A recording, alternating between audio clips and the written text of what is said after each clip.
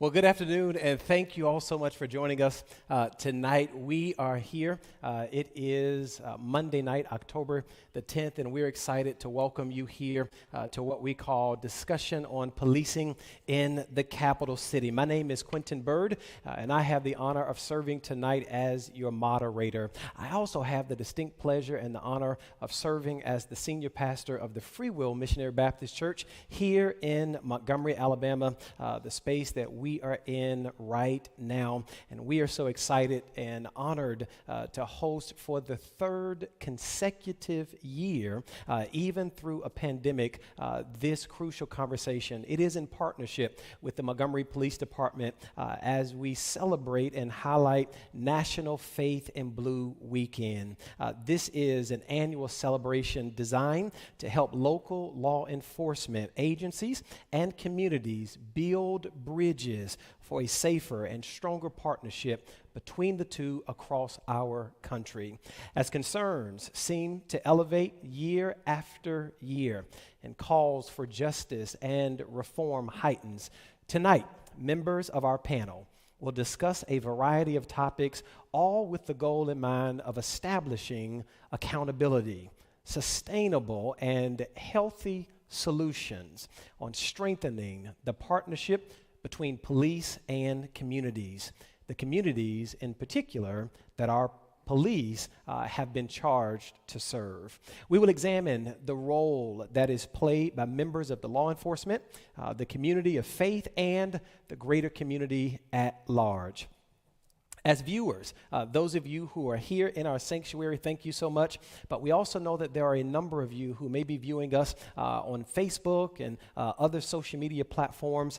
We want you to share in the conversation on tonight as well. Hey, here's how you can do that. If you are watching via social media, do me a favor. You can host a watch party.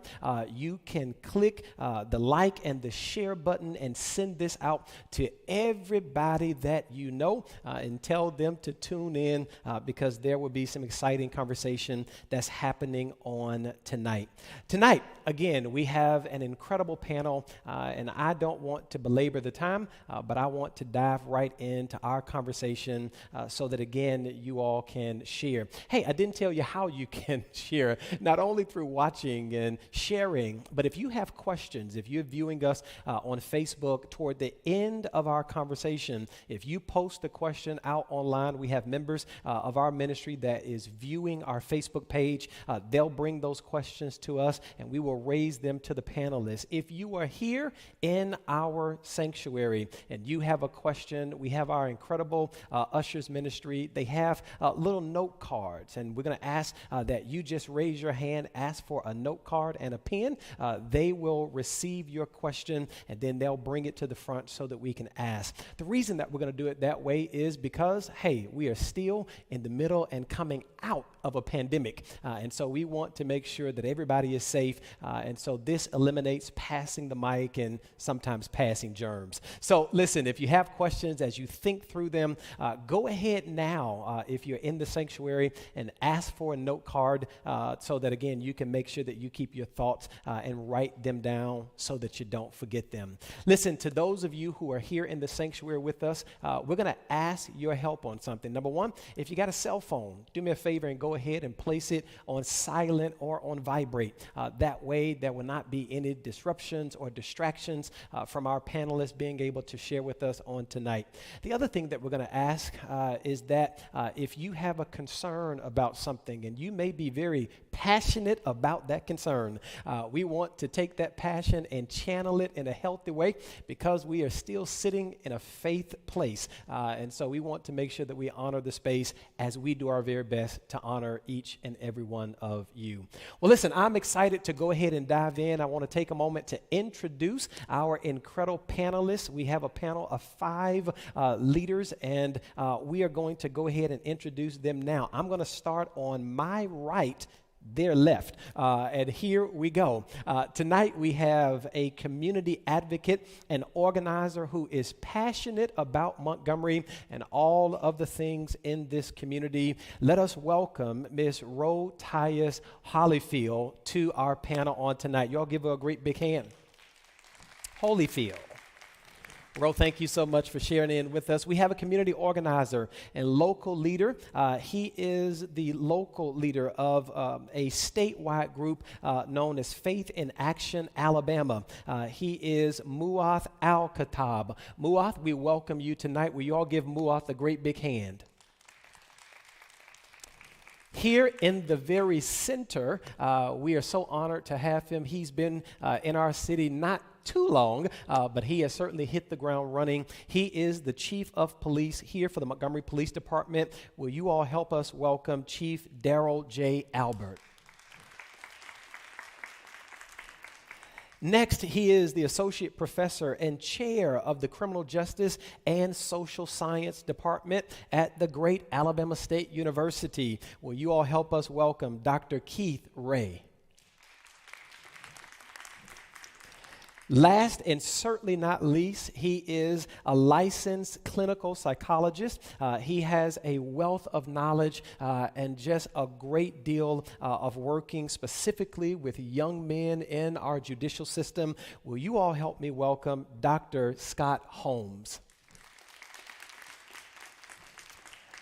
Well, listen, to all of our panelists, again, we welcome you and we thank you all so much for coming and sharing with us on this incredible night as we dive into our crucial conversation. Chief Albert, we're going to start with you. Chief, we are honored to host this critical or crucial conversation event in partnership with you all there at the Montgomery Police Department.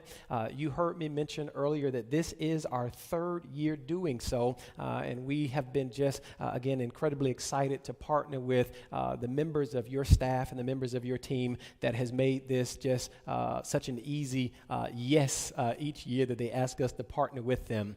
But now, Chief, there is something that is unique, that stands out, that many have expressed concern about. For the past 3 years, we've had senior leadership of the MPD, and each year sitting on this panel, the face of that leader has changed. Chief, the question and concern that some have is that the crime in our city has been impacted by what seems as instability within the department. Can you give insight on how your being here has helped to stabilize the department itself, and what steps you've taken to ensure stability within the department is made so that the focus on community safety is not jeopardized by what some may see as instability within our police force? Good afternoon. Thank you very much, Pastor Bird, and Free Will Missionary Baptist Church, as well as all of my panelists up here with me, and those out online watching, and of course, the community that's here in the sanctuary joining us today. Thank you all very much. This is a very, very important time for us to come out and talk about the issues in our community. So thank you again for the invite. Yes, so the question was geared towards stability. And having third year, and each year having a different leader of the police department here. Well, I'll tell you, late last year when Mayor Reed decided to do a national search for a police chief, as the mayor said, not a police chief, but a police leader. It was many folks that applied for the job. I believe it was above 90. There was a public panel, there was an outside agency that vetted the candidates, and the idea was to find a leader, no matter where they came from, with the skill set needed to come into Montgomery and make change to Montgomery and engage the community here in Montgomery. And I'm very pleased that that panel and that outside agency that was hired by the mayor and his team selected me. But it wasn't an easy selection, I'll tell you. One thing with stability is, of course, the former chief, upon his retirement, there was an interim. The interim was in place, I believe, for about 9 months. But make no mistake, that did not prompt the mayor to make a hasty decision. He was very methodical in selecting his next permanent chief, and that took some time. So back in March, actually March 28th of this year, 6 months ago, I was sworn in as the 15th police chief here in the city of Montgomery. And you talked about the importance of having a stable leader. That's absolutely the truth. one of the things that I did when I came in is there was some talent inside the agency, but I used every meeting, every conversation, every phone call, every contact with my team as a way to evaluate. What I did not do was tell folks that they're being evaluated, bring them into a room, have them sit down and be on their best behavior and give me the best possible answers. I did not want to go down that route. What I did is I evaluated them every contact I had. And over that near 6-month period, I was able to select some key individuals that I needed to put into place. Now, Chief Zedrick Dean, my chief of staff, was the chief of staff for the previous administration, and I retained him in that position. I was very comfortable and very confident in his abilities. But one of the key positions in this job is the chief of operations, and the chief of operations is responsible for all uniform patrol. That's the ones who respond to calls for service. They handle the traffic accidents. They play a vital role. I actually have the majority of the police department under their command. And by that selection, I selected Chief Denise Barnes, sitting right here in the second row. Her leadership, her abilities, her training, her knowledge, and the way she carried herself day in, day out helped me make that decision, and I'm very happy I made that decision. And the next position was the Chief of Investigations. We did not have that position either. And with the violent crime and crime in general, I thought it was very, very important to identify an individual with an investigatory background. Someone can motivate and hold their individuals highly accountable to ensure that when the crimes happen and Chief Barnes' team takes those initial reports, that those initial reports aren't just sat on the side. They go to follow-up investigators, and they have to be held accountable. So Chief John Hall, another veteran of the Montgomery Police Department, was selected by me to lead that investigations section. So now I have my team, my chief of staff, chief of operations, and chief of investigations in place, and we're doing good things. We meet at least 3 times a week, and if there's something going on that's even outside of those 3 days a week, we meet whenever we need to, no matter what the hour. But what's important is that we meet and we discuss what's going on in the city of Montgomery as it relates to crime, as it relates to community, and as it relates to what we need to be doing as a team to make Montgomery safe. So again, I'm very happy with the team I've selected. It wasn't a rush. It was something that I had to take my time and be very sure in, because I owe that to the people of Montgomery, that we had to select the right team to lead this agency. So here we are today. But again, I say to Faith in Blue, this is a great opportunity. This is an excellent opportunity, because I say no matter which of the 4 corners I travel to and speak to, whether it be a church group or a neighborhood organization or a school body, that the police does not do this alone. There is no way for the police department to do this alone. We are highly dependent on the community. We are highly dependent on leaders to my left and my right, just to my left and my right. And we are highly dependent on all of you having an impact and letting us know what we need to be doing. I have to hear from you. And just now, I did an interview outside, and one of the things that was, asked and discussed is that how important this is, just like you did, Pastor. And my response is the same. We need to hear you, we need to feel you, and we need to be responsive to you. And that's why I'm here tonight. So thank you. Thank you so much, Chief. I have a follow-up question to that. According to a recent Pew Research finding, the question was asked of surveyors, do you have confidence in the police?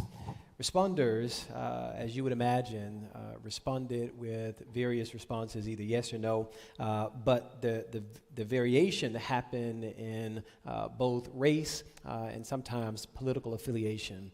What we saw in that Pew Research finding is that the overwhelming black and brown population responded with a no.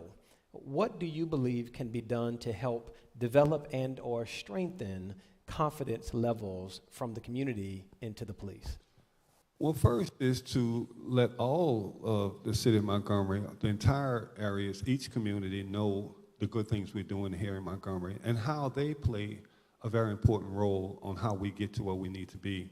All too often, what we hear is, a lot of folks that's not happy, but they won't come to us. They won't let us know and share their thoughts with us. And it's very hard if we don't know that we're not getting certain things right. Look, we work day in and day out to have an impact on crime, have an impact on the quality of life of individuals here in the city, because it's the residents, it's the businesses, and it's the visitors that's all impacted. So what I encourage those who don't feel embodied by the police department is to come out and talk to us, engage us.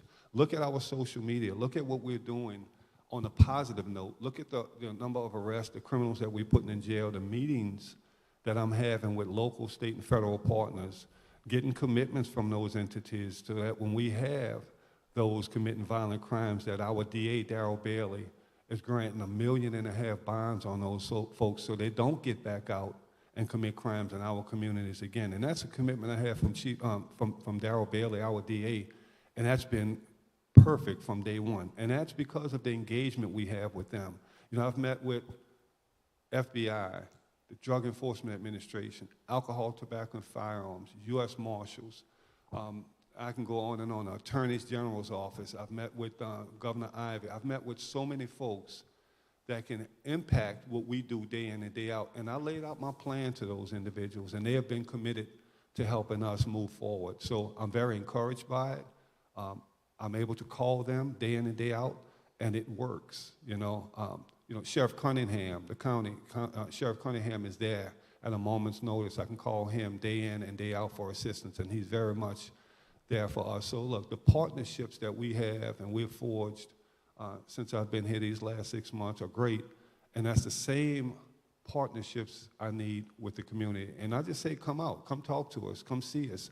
I tell my chief of staff when folks ask me to come to a particular area to speak to a church or a neighborhood organization, I don't tell anyone no. We're going to get on a schedule, we're going to come out, we're going to engage you, we're going to communicate with you. We want to hear you, we want to feel you, we want you to know that we're here for you. I've been around law enforcement for a long time. I spent 32 years in the city of New Orleans, and I held many, many positions.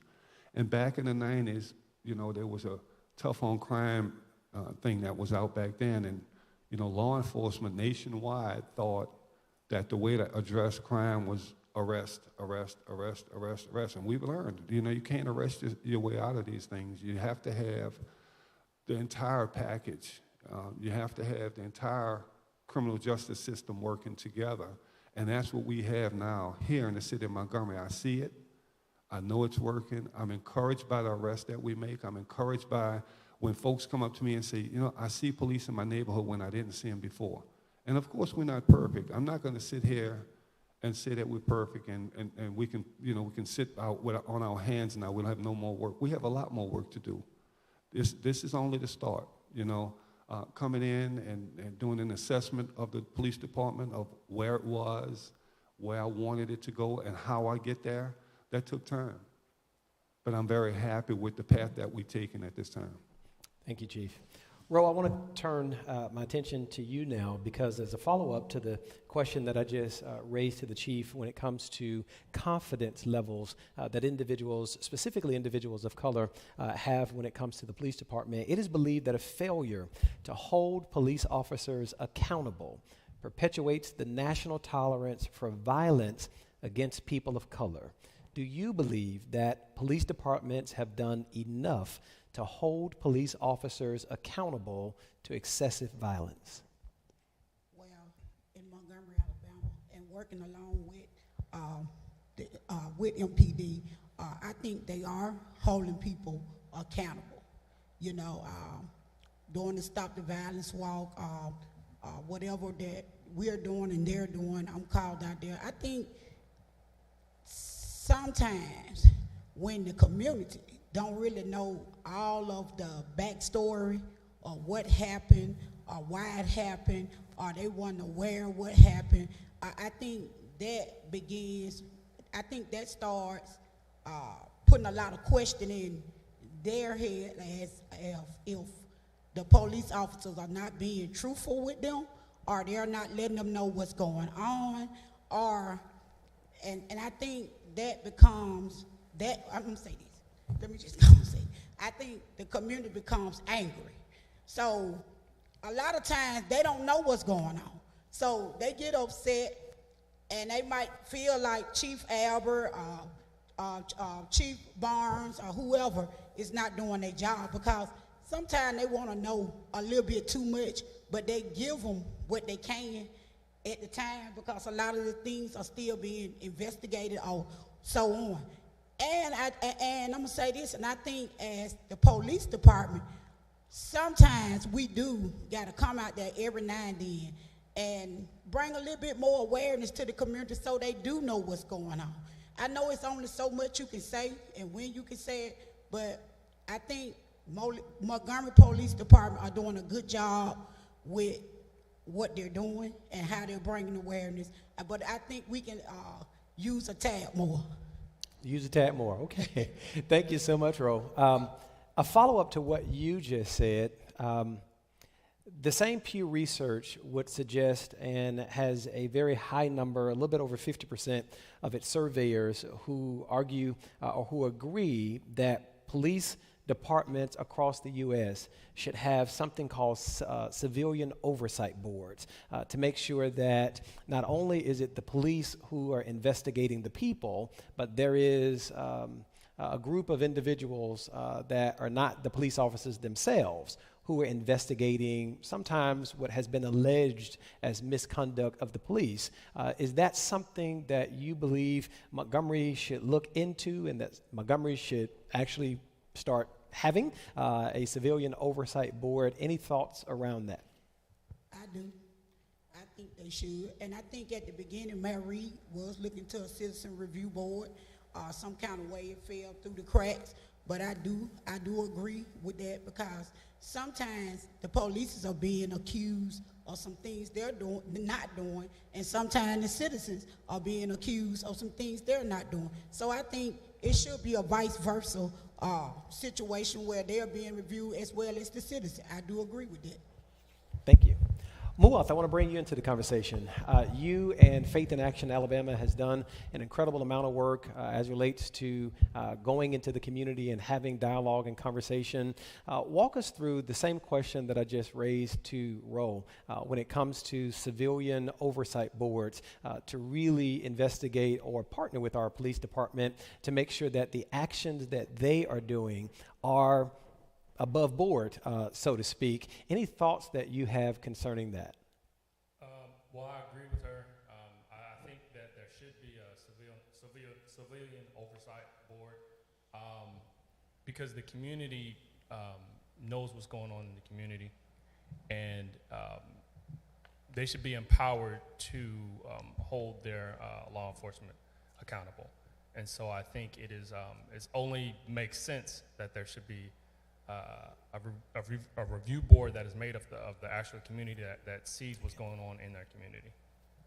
Thank you. Dr. Ray, I want to turn my attention to you being not only an academic professor, but specifically academic professor and chair of a criminal justice department. Chief Albert mentioned a little bit earlier his partnership with our district attorney's office and the commitment that our DA has made to him and to others. There is this notion or this thought that in America, our criminal justice system, wealth, not culpability, shapes outcomes. Many people charged with crimes lack the resources to investigate cases or obtain the help that they need, leading to wrongful convictions and excessive sentences, even in capital cases.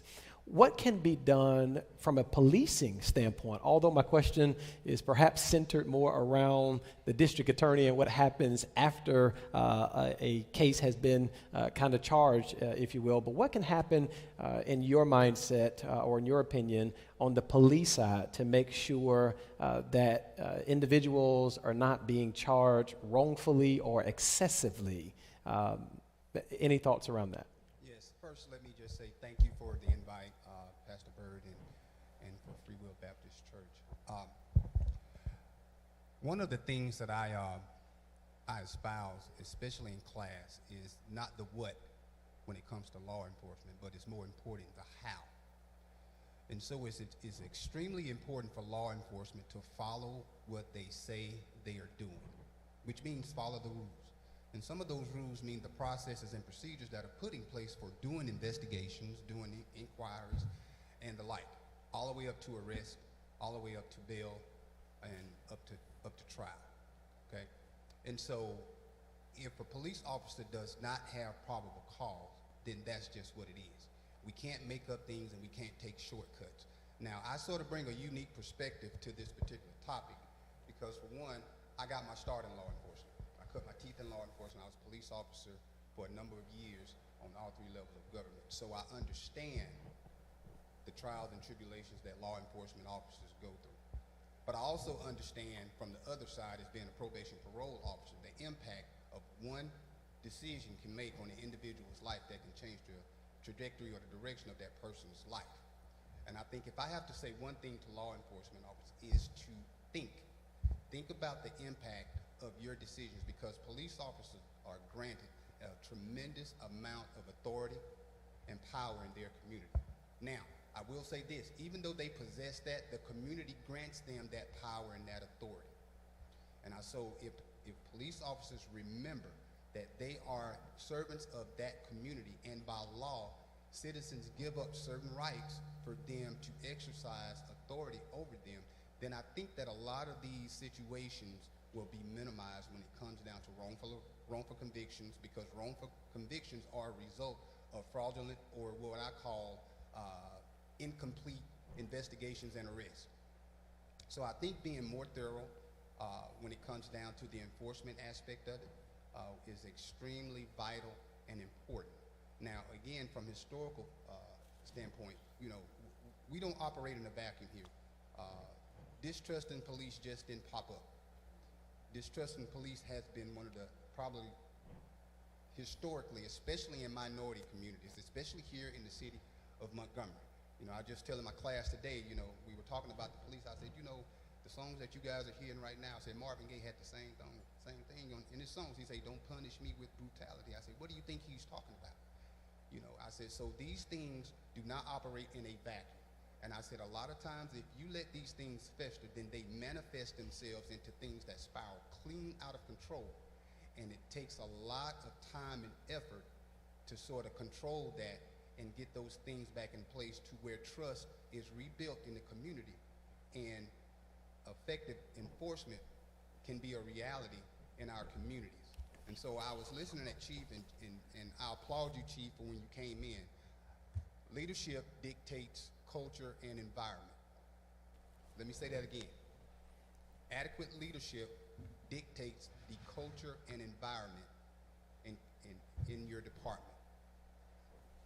Establishing clear expectations of what his administration or what his leadership team espouses or expects of patrol officers in all divisions at all levels is critical, because what you tolerate, you encourage.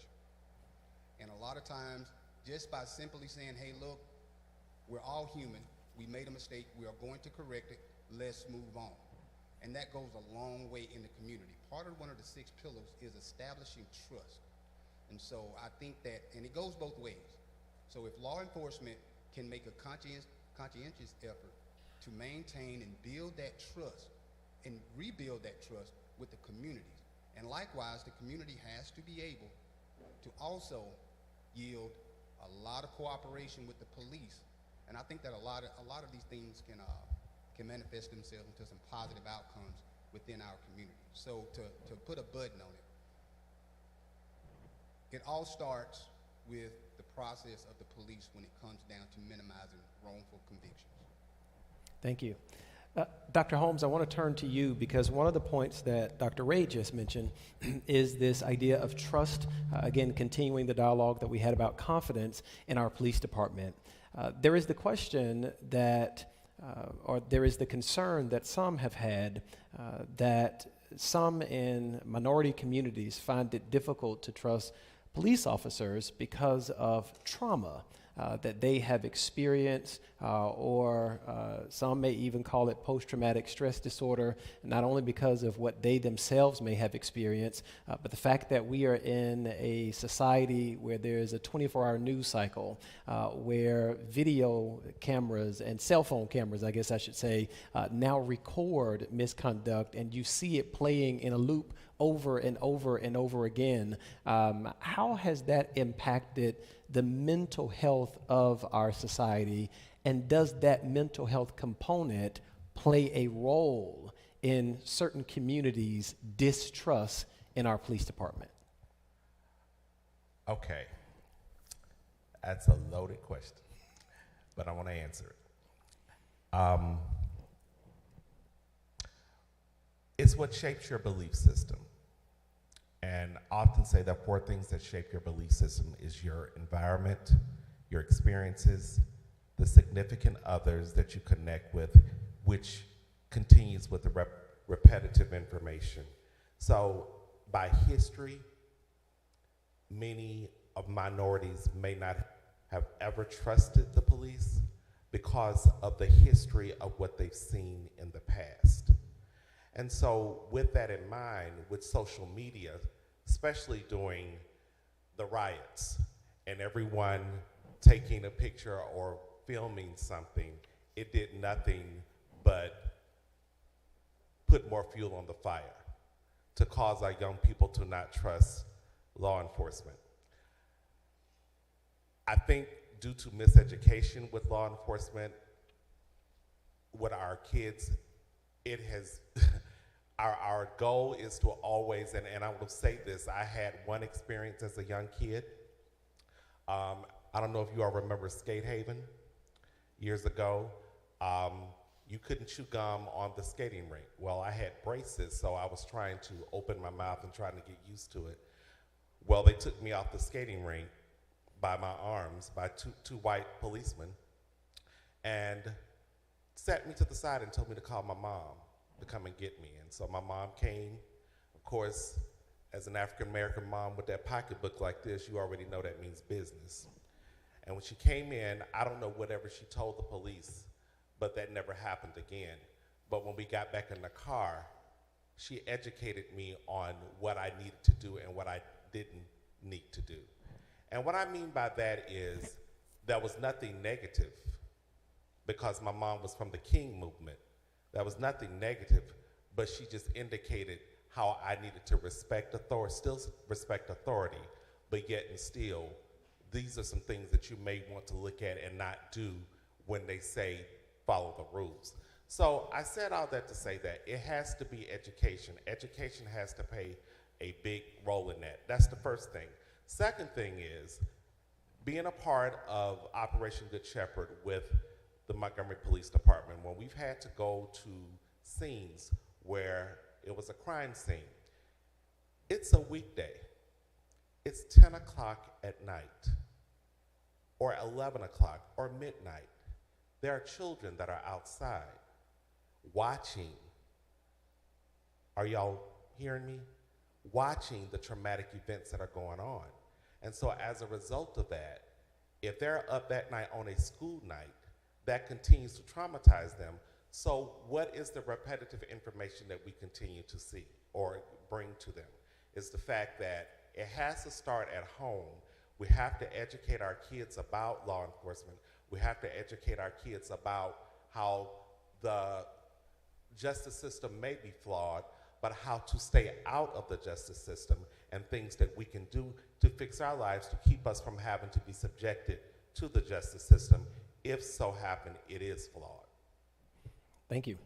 Dr. Ray, I want to come back to you because this similar question that I just raised to Dr. Holmes concerning the mental health challenge that many believe that they face that really contributes to sometimes the distress that they have within the police department. Some of that is also because of economic conditions that people may find themselves. And so a part of our conversation tonight, we wanted to talk about policing in an economic crisis. There are some who would argue that crime is likely to escalate when economic conditions deteriorate. nationwide, we see high levels of crime in economically depressed communities. Does this contribute, or I think we probably know the answer, but from an academic standpoint, can you talk through why this contributes to this challenge of the perpetuation of crime in low-income communities? And also, is that a part of a mental health concern or challenge, or does it contribute to a mental health challenge? Absolutely, and that is an excellent question. And let me just answer that by saying this. There are definitely correlations between the rate of crime and the lack of resources in a community. Absolutely. And there are definitely studies that are out there that says with the rate of crime, it rises when resources, opportunities are decreased. That is Sociology 101. Individuals will go to where opportunity and resources are. And so to go back, we have to understand exactly what crime is. What is the definition of crime? Crime is a phenomenon that is based on proximity and opportunity. Proximity, opportunity, and resources.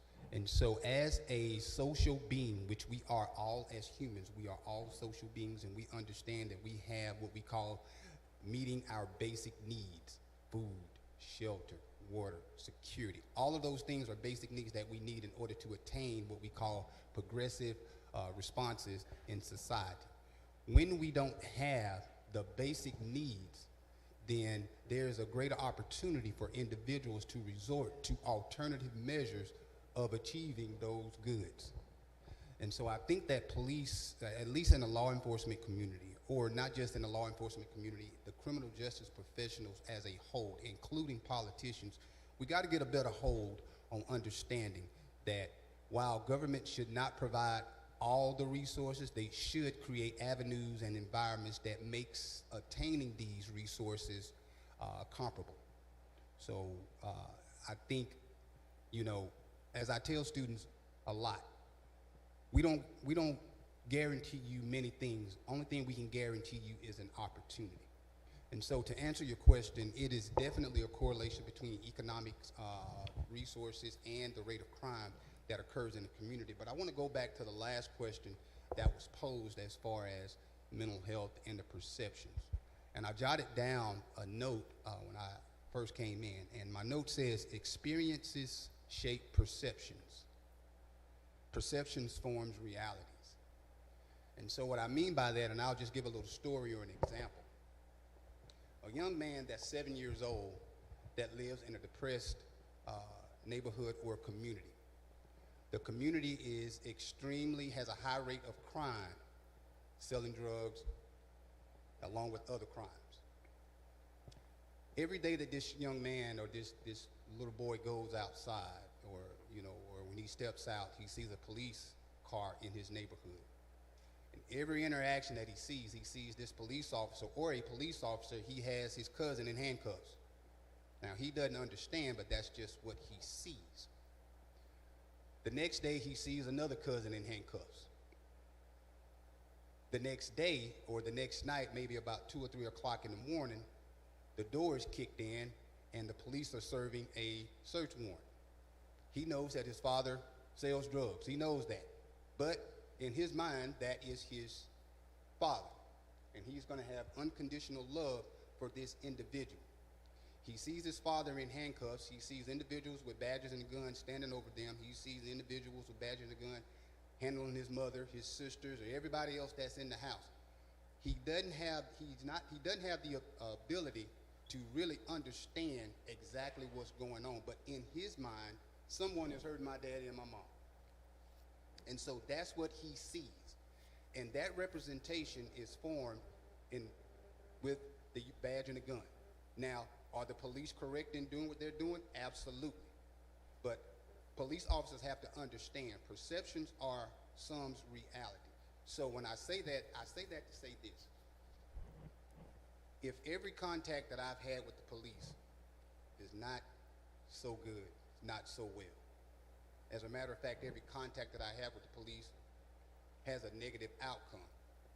I am inherently increasing my disdain and my distrust for those individuals. Now, we accelerate that to a time when that individual is an adult. And this is why I always say we have to make sure that when things start young, they manifest themselves at a later age. Incident happens in a neighborhood, a high crime neighborhood. Police come and they are investigating. Investigator goes up to a resident and he asks the simple question, what happened? And the response from those individuals in that neighborhood will be, I ain't seen nothing, right? We hear that a lot, but we never try to understand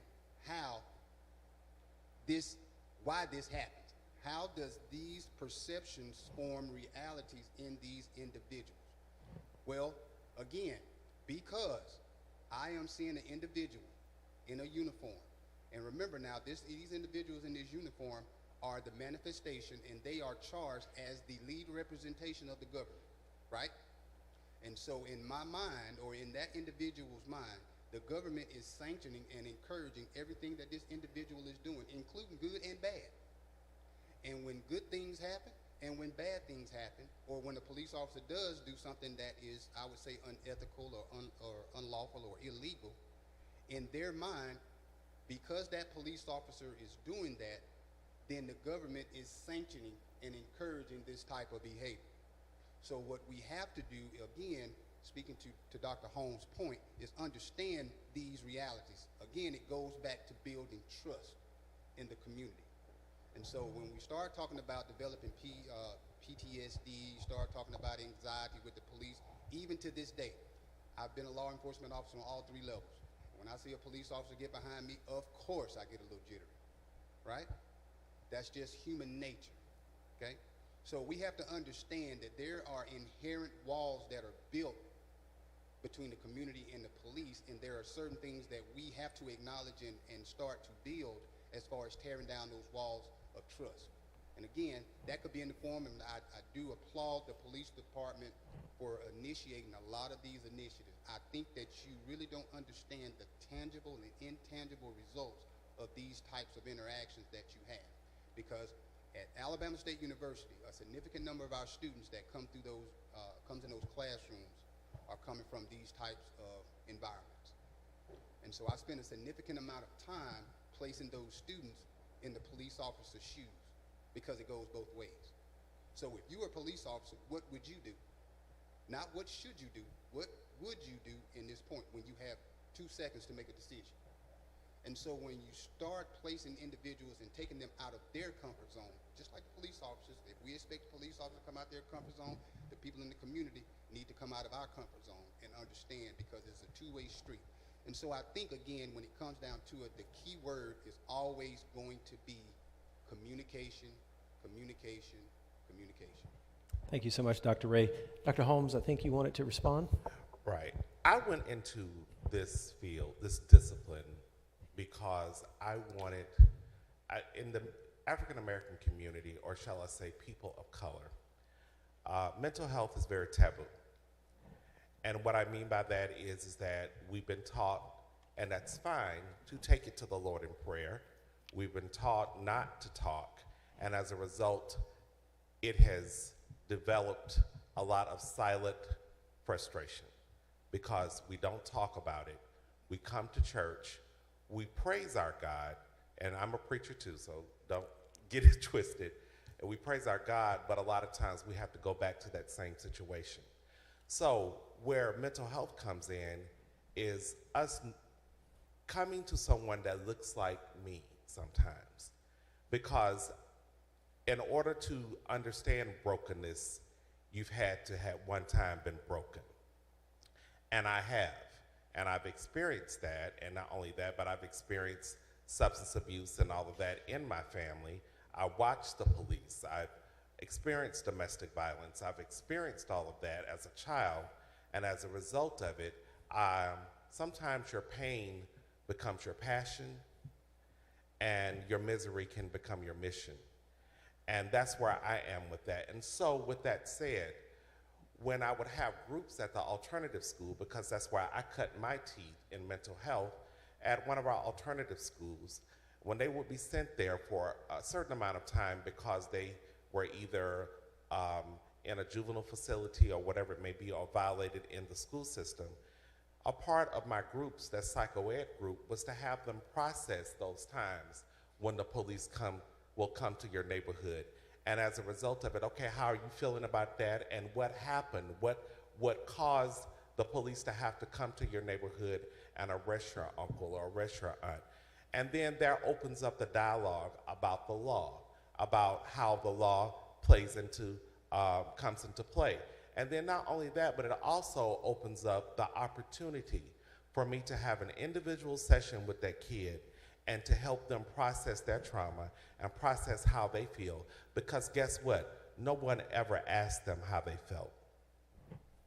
No one asked them how they felt about that. And as a result of it, they carried this burden for the rest of their lives. They're carried on into their adulthood. And as a result, it becomes, again, dysfunctional. What are you considered to be dysfunctional? Maybe it's the way of thinking. Maybe it's your way of doing things. And as a result of it, this is carried on from one generation to another generation. So at some point in time, we've got to know how to stop that and stop that generational curse or that generational issue in the family, so we can create another generation of young people that can understand that it's okay to say that I'm not okay, and it is okay to move on. And the last thing I want to say about that is, one of the things that I am very big on, and now that I have taken on this position with the Sheriff Department as the Juvenile Detention Director, is to be resourceful to our parents and to our kids. Being resourceful, being able to provide them with resources, provide them with group material and things places they can go to. And I'm very proactive and intentional about that, especially even when they come to visitation. I didn't want visitation to be just you're coming to see an inmate. I want it to be that you're coming to see your child, and not only are you coming to see your child, but you're coming to also receive some resources in order to keep your child from having to come this way again.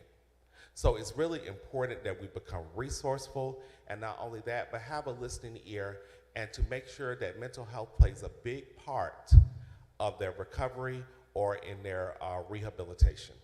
Dr. Holmes, thank you. And really quickly, just so that everyone understands, we've been very intentional to say mental health as opposed to mental illness. The two are different. They certainly relate to each other. Will you, in your, again, professional opinion, share with us just quickly the difference between mental illness and mental health? Okay. From a layman's, I don't want to sound too clinical, but I'll just say this. How many of you have ever just taken a day and called it a mental health day? Okay? Well, that means that that's a day for you you're stressed out. You got a lot going on, and before you say the wrong thing or do the wrong thing, I see some of you nodding your head, let me just take a day to just decompress, come home, and just rest for a moment. Well, that's what mental health is. It's just like physical health, okay? It's releasing the stress. It's dealing with the stress. It's dealing with the issues in life. But a mental illness is one that is diagnosed. It has been there, and there's a book, of course, we call the Diagnostical Statistical Manual of Mental Disorders, where we pull criteria from that to see if you fit within that category, if you have been experiencing these symptoms for at least 6 months or so, and it has never been addressed. If it has significantly interfered with your functioning, if your behavior is bizarre, okay, that's when we need to start looking at some things that maybe medication can assist you, but not just medication alone, but also therapy. There's a difference between counseling and therapy. Counseling is just first aid. I can sit there with you, we can talk about it, we can come up with some things, and we're fine. But therapy goes deeper. Therapy requires pain. It requires you to look at that pain, that emotional pain, and process that pain. And not only do you process it, but it gets to get to the point where you can become functional again. My pain was always going across that bridge to Mobile. That was for some odd reason, I was always traumatized by that. But I had to be coached to face that pain in order to get across that highway, okay? And once I made a decision to do that, then I did it again, and I did it again. In other words, I faced my fear. And that's where mental health and mental illness there's a difference between the two. Some can be treated with medication, but it's just not medication alone. And I often tell people that's just like high blood pressure. They can give you the medication to take, but you can't go to Popeyes and get a whole bucket and eat it and then say, I want to take my medication. You've also got to take care of your psychological diet by being able to sit with someone and process those issues and come up with a different plan so you won't have to go to take this medication all the time. And not only that, but you won't always be emotionally drawn to Popeyes or whoever your favorite place is in order to eat to make you feel better. Thank I you, hope Doctor. that explains it to everyone. Thank you so much. Chief Albert, I want to come to you, and if you don't mind, I'd like to stay really in this space of mental health because according to the Gun Violence Archive, as of last week, there were over 34,000 gun violence related deaths in the United States. Over 15,000 were attributed to homicide, but the larger number, over 18,000, were attributed to suicide. How is the Montgomery Police Department training or developing their officers, your officers, to recognize the difference between someone who may be suffering from a mental illness or mental health challenge and how that challenge is contributing to perhaps what they're doing if it's something violent in that moment? Well, one of the things is that, police officers are often called on to be social workers. And so that we get a certain amount, and we provide a certain amount of training for police officers to distinguish, when they're investigating a crime and a person in crisis. Of course, we have many, many resources that we reach out to help officers when they're out in the field, to help them make those decisions. But our commitment to the community is to make the community safe. And what we do is when we go on those scenes, of course, is to make the scene safe first. We can always, as we do our investigation and our due diligence on the incident that we're faced with, a lot can be developed and identified at that time. But initially, we must make the scene safe, and then call in additional resources as we see fit, as we see that's needed. So, we have a commitment to be safe first, and then, of course, be social workers second. But they work hand in hand. Listening to both of the gentlemen to my right, they both touched on both of those topics very, very well. And especially when you talk about the mental health and mental crisis. Just recently, we received many, many calls on something that's more of a quality of life issue, and that's the homeless that lives under the highway bypasses across the city. And you saw about 2 or 3 weeks ago, we did a big cleanup on Ann Street. We just did one a few days ago on October 5th. And, a lot of those folks that we were encountering, they were in either mental health crisis or they had mental health issues. And, of course, we as police officers can only go so far with that, but we did have proper staff on scene to help us distinguish where they needed to go, what bucket they needed to go in to get them the services they needed. Look, there were veterans out there that were crying for help. There were just people out there down on their luck. And then there were some folks out there that took advantage of the situation. Of course, we can do what we can do based on what we've trained, but we do count on the professionals and the clinicians to come out and help us in those areas. Chief Albert, let me stay with you because Dr. Ray raised a point about making sure that we are pouring into our young people, communicating with them, or really helping them because of the example that he gave, that here you had this young child who, again, grew up seeing this image and creating, if you will, this perception around police in his mind so that when he became an adult, that perception manifested into something greater that may have been a disconnection between youth, which again, he was initially a youth, now an adult, and the police department. One of our individuals, one of our persons who's sitting here in the audience tonight raises, I think, a very good question in that vein. And they mentioned that they themselves are an educator, and they want to know, how is the Montgomery youth being engaged with police strategies through the lens of creating a proactive viewpoint of policing in their mind? Oh, well, just about 2 weeks ago, we initiated first in a long, many years, Police Athletic League, and that's a great program to have here in the city of Montgomery. It not only involves us, but Parks and Recs, as well as many others, to come out and work with us, with our youth, giving them something else to do when they have downtime. Weekends, after school time, it's not just sports, it's actually getting them into a classroom, talking with them, and spending time with them. We also have the great program, Gang Resistance Education and Training Program. We are active in that. There's 13,000 law enforcement professionals around the country that have great training. We were able to send 2 individuals to training this summer on a train-the-trainer, so they can bring that back and train more individuals here in the Montgomery Police Department on how to engage those kids in schools. Of course, we have our school resource officers, and then we have what I ask for when we have non-committed time, when we're not on a call for service, an accident, writing a citation, taking a report. If we have non-committed time for those officers to get into the schools and engage our youth, we go out into the parks. We do park, walk, and talks, where we come into your neighborhoods and we park and we walk and we engage the community and we talk and we listen and we want to know what's going on. And I tell you, we garner a ton of information from those interactions and contacts, and listening to Dr. Ray and Dr. Holmes and what they said. Speaking to a guy who attended public school, a guy who was in the neighborhoods that were not so good growing up, I understand what they see, what they feel, and what they go through. So that's the same message that we want to pass on, and that we do pass on to our officers in roll call. One of the things that I'm big on is accountability. I believe in accountability, but I also believe in transparency. Look, I told you a few minutes ago that we're not perfect, but we're working very hard every day to get there.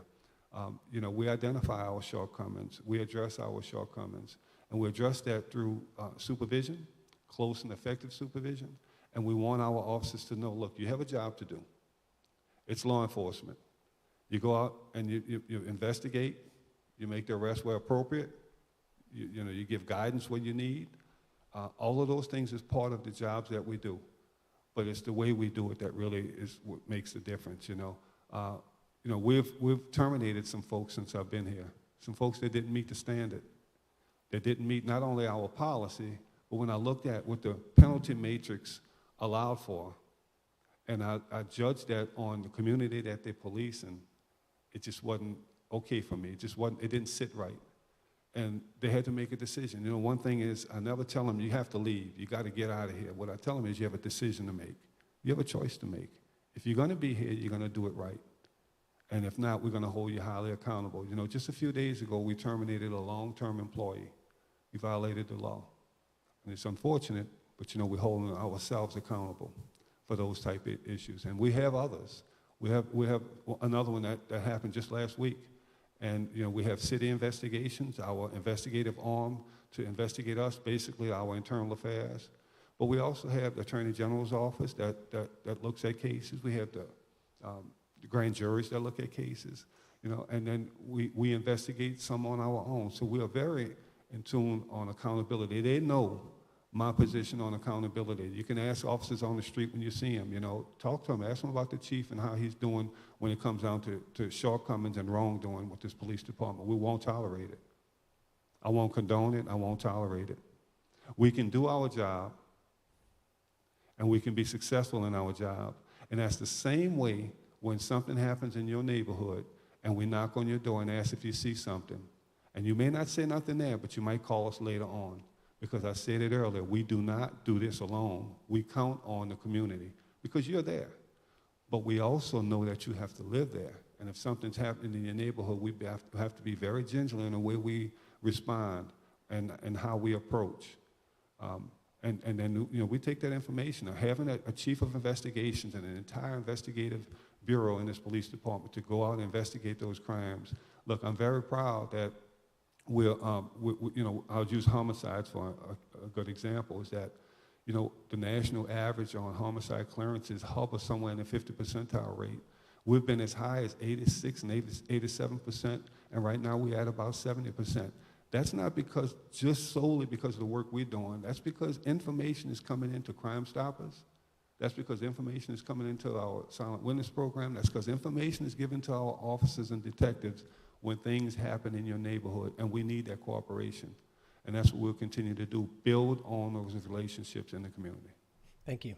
Ro, I want to come to you because the chief and others have mentioned quite frequently here about, again, the partnerships of the community and what's really happening in the community. You have walked our communities. You are very much so invested in a number of our communities. People in the community know you, respect you. What do you believe our communities, or what we can do to really help impact our communities to strengthen not just the relationships between the communities and the police? You touched on that a little bit earlier, but what additional things can we do, can the city do, can faith communities do to really help impact the lives of those who are in what some may call at-risk or underprivileged communities?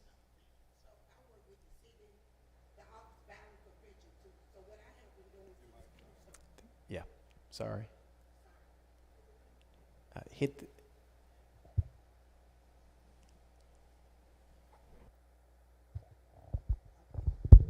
Okay, I'm ready. So I work with the Office Violence Prevention Office also, right? So since school started back in August, I have been going in middle schools, elementary, and the high schools. And I'm currently working with JD and Lanier. And what we're doing there, the principal identifying the kids that we need to talk with, and we're doing one-on-one. And you got to be consistent in what you're doing. So I go every Thursday to Jeff Davis, and we have met these kids. We done talk with them. We done gave them our numbers. We done gave them the resource that they need. And so with those kids from August to now, when you go in, like you said, you got to be a trust. So when we first went, they were sort of shy and didn't want to talk. But now when we go, they giving you all kind of information. They telling you more about what's going on with them. And with them opening up like that, you're able to give them the resources that they need. But they got to be able to trust you. You got to be real. You got to have the passion to even deal with these at-risk kids. So going to Jeff Davis, going to Lanier, you finding out a lot of different things that's happening in the homes. As Dr. Holmes said, you're finding out a lot of things that they're lacking, a lot of things. Some of the parents there, some of the parents are not there. So I think it's going to take everybody working together as a whole. And a lot of times you're not going to get it in a big group. Sometimes you're going to have to step out and talk to them one-on-one.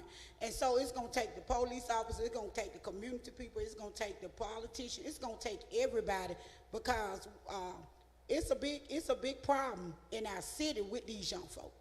It's a big problem. And when I tell you it's a big problem, when you're talking to these kids, you finding out they do want help. They don't want to be in the game. But that's all they saw, as he said. That's all they know. That's all they've been around. That's all they saw mom and daddy do. Some of these kids not in the home with both parents or one parent. So we got to work together as a whole, but your heart got to be real. And the main thing, they just want somebody that cares. I mean, it's all right to do your job, but you gotta have the heart for it. So that's the only way you're gonna make a difference with these kids, and you're gonna have to be consistent with it. I think we can save them, but we as a city, we gotta start working together. We got 1,000 people doing 1,000 things, but if we can collaborate and really get together and put these egos aside, we can really make a difference in our community and with our kids. Thank you so much, Ro. Muaf, I want to come to you because a lot of what Ro just mentioned is some of the work that Faith in Action Alabama is a great proponent of, but also really this is a lot of the work that you all do. With you all doing night walks, with you all, again, kind of connecting with the police department, but also with politicians that she mentioned, as well as schools. Talk through, again, what you and Faith in Action believe can be done to really help impact a lot of the communities where we are seeing violent crime rates escalate or, just being very heightened. What are some things that you all think that you and Faith in Action believe that we can do? Well, I believe that community involvement, definitely, like Ro was saying, getting to the schools is a really big preventative measure. But I also think, just like you said, being consistent in going to those schools in the same way, the community itself needs to get into the neighborhoods and show their presence, which I think will strengthen the bonds, because different neighborhoods, I think even people within the neighborhood are kind of disconnected, so that can strengthen the relationships. And then also, I think the presence itself can be a deterrent, and it doesn't necessarily, because we know that law enforcement can't be in every place, everywhere, all the time. So just concerned community members getting together and actually being present and walking through their community on a consistent basis and establishing a relationship can also, I believe, help reduce gun violence, reduce violence, community violence in the community.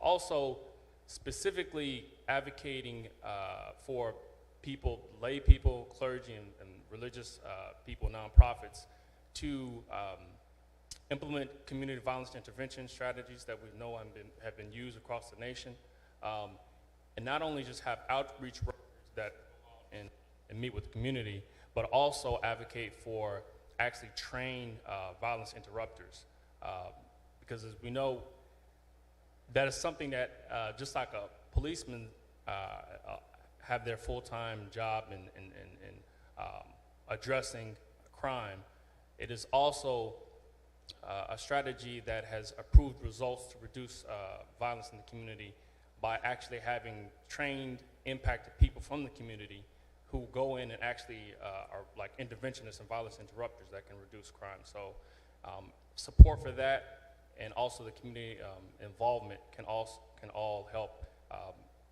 all of us working together to reduce crime in the community and violence. Thank you. Ro, I want to come back to you because one of the things that you mentioned was that people should put their egos aside, which would suggest something that we have seen in our country really perhaps highlight or it become highlighted over the past few years, and that is a growing divide, whether it is a racial divide, a political divide. Sometimes there are faith and spiritual divides that we have. How do you believe we can overcome those divides for the greater good and the greater purpose of what you've mentioned can be done for our young people? To be honest, Pastor Bird, I don't know. Because if I did, shoot, I'd be trying to get them all together. But the main thing, we got to learn what the real purpose is. The real purpose, if we want to save these kids or not. I mean, we got to learn to just put away me, and just put a team together. If everybody just work together, I mean, and I said it, put the egos together. A lot of things that's killing our community is jealousy, envy, and egos. It's killing our community. If we put all that stuff aside, I can do it better than them, or I'm gonna do it better than this, and I can do this better than that. We put all that aside, and just if you got the heart that you say you got, that you want to help these kids, you want to help your community, then it doesn't matter who's leading, just follow. It doesn't matter who's out there more than you, just get behind them. The police department can't do it all. We can't do it all. It's gonna take everyone, faith, the religions. It's gonna take everybody to get together. And that's the only problem I have with Montgomery. We don't know how to work together. It's not an iron team. And we'll sit here and criticize the other one for not doing something. He takes hits. The police department take hits. City of Montgomery take hits. We got a lot of people complaining, but who doing the work? do the work, and then if you complain, then I might can listen. You see what I'm saying? But we got to get out here and stop complaining, because right now, our black community need each and every one of us. And until we get together, we're going to always have a problem. Long as we divide it, it's just going to be a problem. And it's going to start with the adults in order for the kids to get it right. The kids can't get it right when they see the adults fight. So we got to get it right, and we got to move forward and forget about who did this and this, why this, and let's just form a big team, and let's save our kids. I'm out there every day. I do intervention. Like you said, I'm well known in the community. People call me, wrote this going on, that going on. I pass it on to who I need to pass it on to. But they trust me. We got to build trust. We got to love one another. We got to put all this stuff aside. Our city can really be bigger and be really moving forward if we all work together as a collective group of people. Thank you so much. Chief Albert, I want to get into, with the time that we have left, only about 15 minutes or so, 21st century policing. There are 6 tenets to 21st century policing. Number 1, building trust and legitimacy. We've touched on a lot of that tonight. Policy and oversight. Number 3, technology and social media. Number 4, community policing and crime reduction. We've touched a little bit on that. Number 5, officer training and education. And then number 6, officer safety and wellness. I do want to ask the question that I think lines up with the 21st century policing model as relates to police training. According to a Pew Research poll, 71% of those surveyed strongly agree that police officers should be trained in non-violent alternatives to deadly force. Does the Montgomery Police Department agree with this thought, and what does the MPD have in place for both new recruits and continual training for tenured officers? That's a great question, and I tell you, from my day one here in Montgomery, one of the things I've talked to with the mayor and his team was that, I was going to be here, and one of my platforms is 21st Century Police, and in 2015, when then President Obama formed a collective group of scholars in law enforcement, if you will, and they drew up this 100-page blueprint on those 6 tenets that you just spoke on. We realized that's the right direction for us to go. In the place that I worked for 32 years prior to coming here, we were stewards of 21st Century Policing. I learned a lot there, and I brought that here to the city of Montgomery. One of the things I came in and I met with my staff on day one, and I told each and every one of them, start getting familiar with 21st Century Policing, not only on your own, but we'll be doing this collectively. And I provided them with that 100-page document so that they can start reviewing it and know that we're going to be holding them accountable to practice all of those 6 tenets in 21st Century Policing. And we've been doing that these past 6 months. But when you talked about specifically, I think it was officer training, and officer safety and wellness. So we have the CIT, Crisis Intervention team, and the training. That's one of the things that's very big here in the city of Montgomery that we encourage and that we promote so that officers can identify individuals that may be in crisis. So yes, we do train that. We do train it from our entry-level recruits all the way through our, in-service and for our veteran officers. But just about 2 weeks ago, we graduated a recruit class, and the recruit training is about 14 weeks now, give or take, if there's a holiday or 2 in there or something else going on. And I think that I've asked already that we're going to extend that a little bit more because that's the minimum, that's the state requirement. I believe that we can do more for our people. I believe that there's more training. I've already reached out to the commander of my recruiting and education and training division and told them that we have to identify additional training for our officers. I think 14 weeks is not going to meet my standard. Although it's the state standard, we can do more. So we have a plan to add certain things to that training, and that'll be one of them that we're going to expound on and really promote more and more of, because that's what we've seen in the community.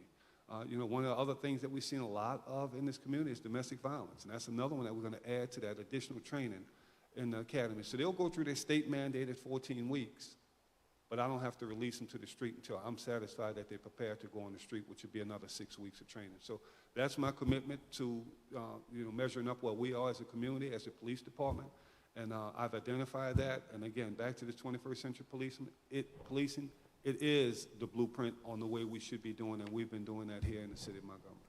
Thank you. Dr. Ray, let me ask this question, and I'll come to you, Dr. Holmes.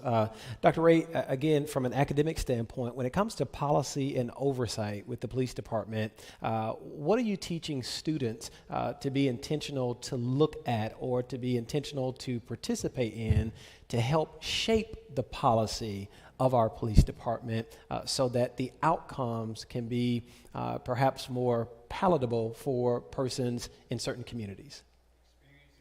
Get your microphone there. I would say experience is the best teacher. So one of the ways that we convey the importance of policy implementation is through past experiences. And especially dealing with past police experiences. One of the things that again, an example will be based on the Ferguson report. We know now, especially dealing with Ferguson, Missouri, with Mike Brown and the like, we know that there was an investigation by the Justice Department into Ferguson, and a very interesting report was a result of that investigation. And one of the things that we found was the fact that, dealing with policy was how that policy was actually enacted and how it was enforced from the police, from the everyday police officer all the way up to the mayor's office and the city manager's office. Ferguson at the time had a 67% African American population in it. But 95% of all citations and arrests were made for African Americans. 80% of the police department that made up Ferguson either was white or they did not live in Ferguson. And so at that point, they did not have a vested interest in the communities for which they were policing. That was a significant problem.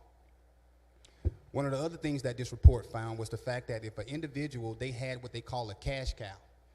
Back in the day, we used to call those quotas, right? Where Ferguson was still operating off quotas, they would write a speeding ticket, and when the person did not pay that speeding ticket, a failure to pay or a failure to appear citation was also issued. So you could feasibly have a $120 citation, and it could easily escalate to a $1,200 fine or fees as a result of one. So in essence, even in the community in which they serve, of course, at the time, times are bad and resources and money are scarce. And a lot of people just couldn't pay it. And so it was a recurring thing, and now people were just being recycled within that particular community. And so I think that policy has definite and intentional impacts. And so that's one of the other things that we also teach our students. We don't want you getting a degree to play the game. We want you to attain a degree to change the game. And when I say by change the game, influence policy, become a chief, become a major, become some of those policy makers or people that influence policy, because policy will dictate the actions and the realities on the ground. But we also have to realize that and not just come up with policies that sound good. They have to be based in reality, and they have to be equitable, they have to be fair, but they also have to be efficient and effective. And so those are the measurements that we definitely try to teach students when it comes down to following policy and the importance of policy development and policy implementation. Thank you so much. Dr. Holmes? Okay, I wanted to piggyback off what Chief was stating about training, and of course, we were both at our jail management graduation.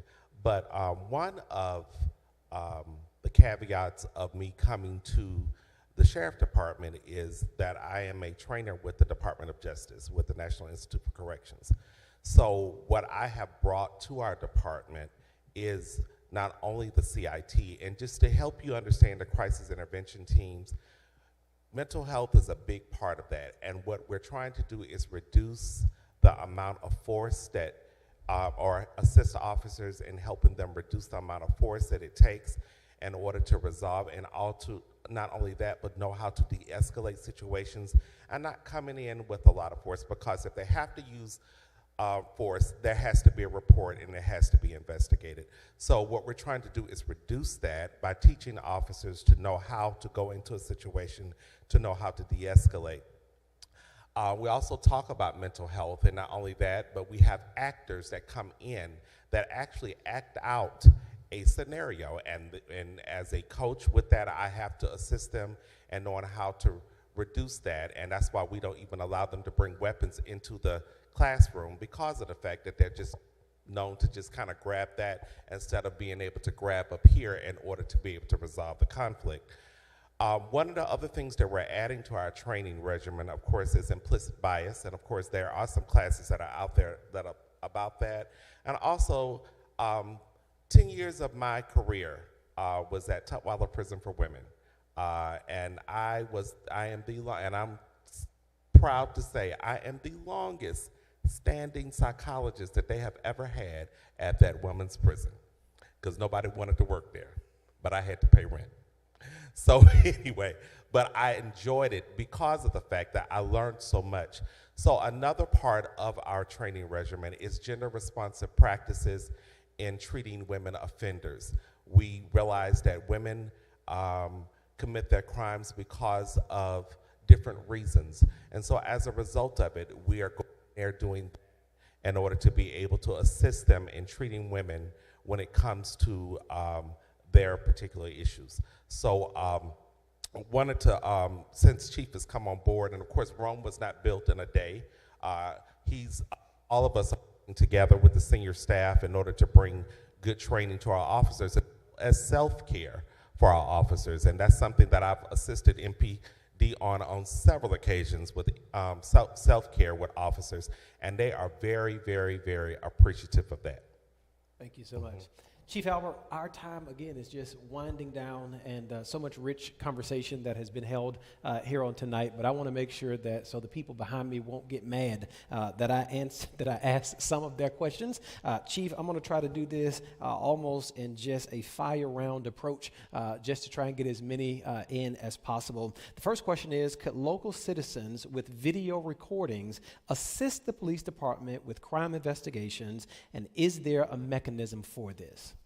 Well, first, we definitely welcome anything the community can do to assist us. However, we definitely want them to do that from a safe environment. For instance, if something is happening in the neighborhood and you can record it from the safety of your home or your vehicle, then of course, and we'll take that footage from you, but we do not want anyone exposing themselves to undue harm. That would not work. So, but thank you very much for that question.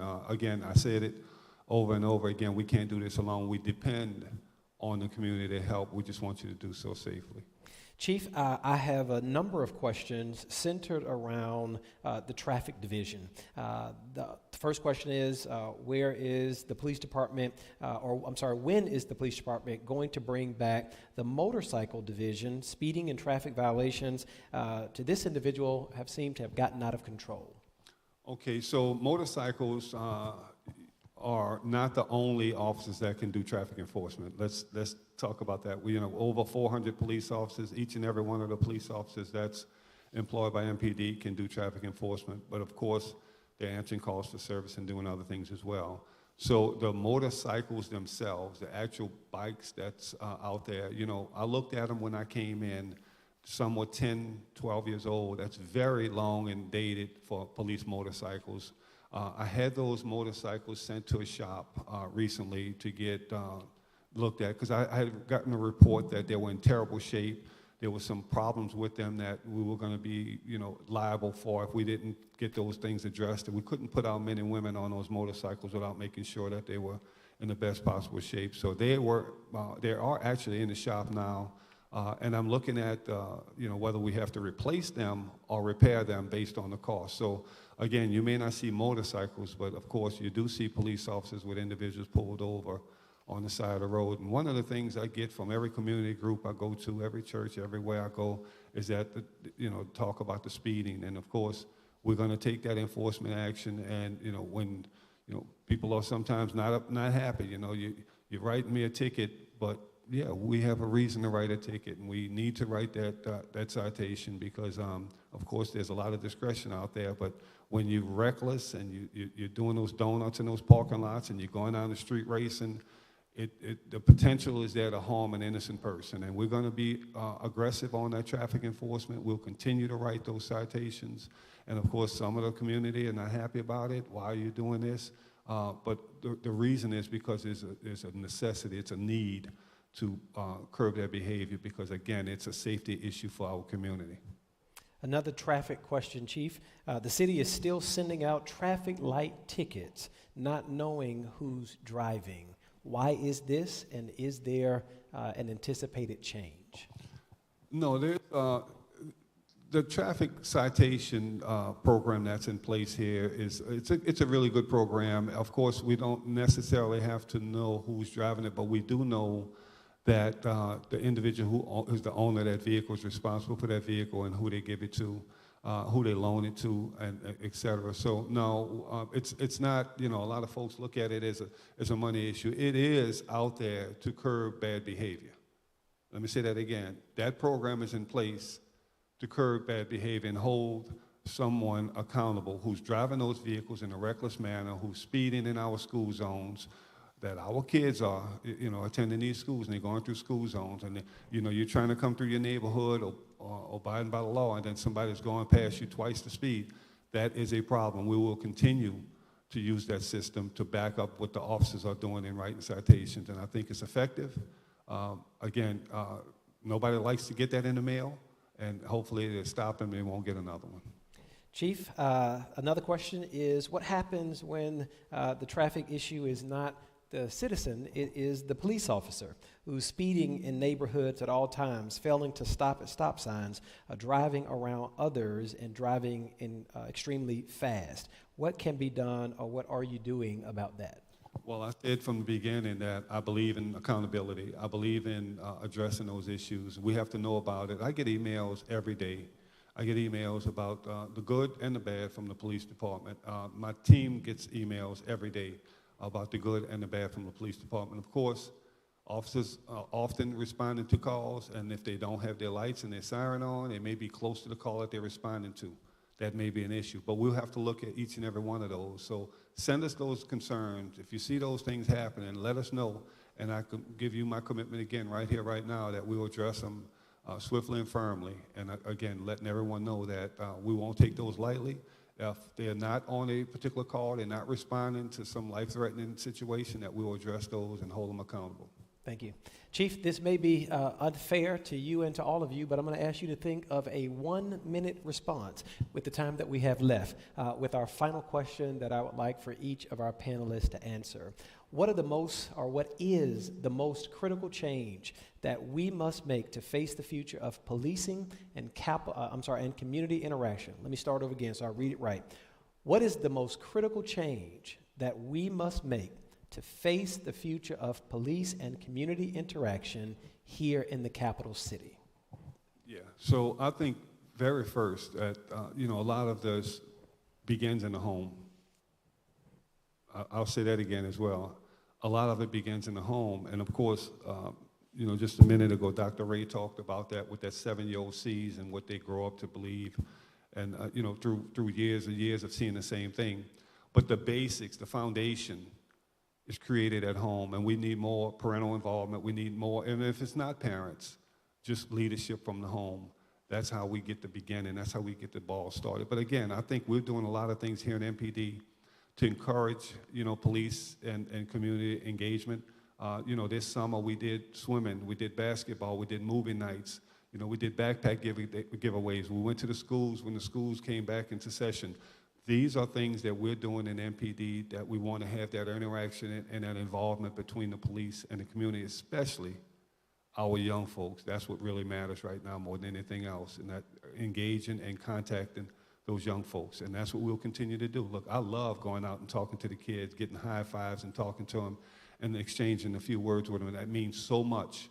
And I look at the smiles and the eyes when they're talking to police officers, it means a lot. But I also know that We have far too much crime in our schools. Right there at Crampton Bowl, when we're having those ball games and the fights are breaking out, as law enforcement, we have to do something with that. We've put a lot of different stringent measures in place to address that, but that should be a place where kids can go and enjoy themselves. But they bring in so much of what's happening in their neighborhoods and on social media. Social media is an issue. It can be good and it can be bad. And those are, somebody said something on social media and they run into them at Crampton Bowl, and that's a problem. We have to do better on educating our kids on those things that the two doctors just to my right, Dr. Holmes and Dr. Ray, talked about on coaching our young folks to do better in that. And Roll Tides, you talked about it quite a bit as well. That's how we need to really address those kids and let them know. We're going to do our part as law enforcement. We want them to see us and to humanize what we do and what they are. They're our kids. Thank you so much. Muath, I'll come to you and give you a 1-minute opportunity to answer the same question. What is the most critical change that we must make to face the future of police and community interaction here in the capital city? I would say a reimagining of public safety, making it community-centered public safety, and community involvement, which I think really encompasses the schools and everything else, establishing the relationship. But I think that is a reimagining of an investment, dollars and time of the community in public safety, community-centered. Thank you so much. Ro. I agree with a lot of what Chief Albert said.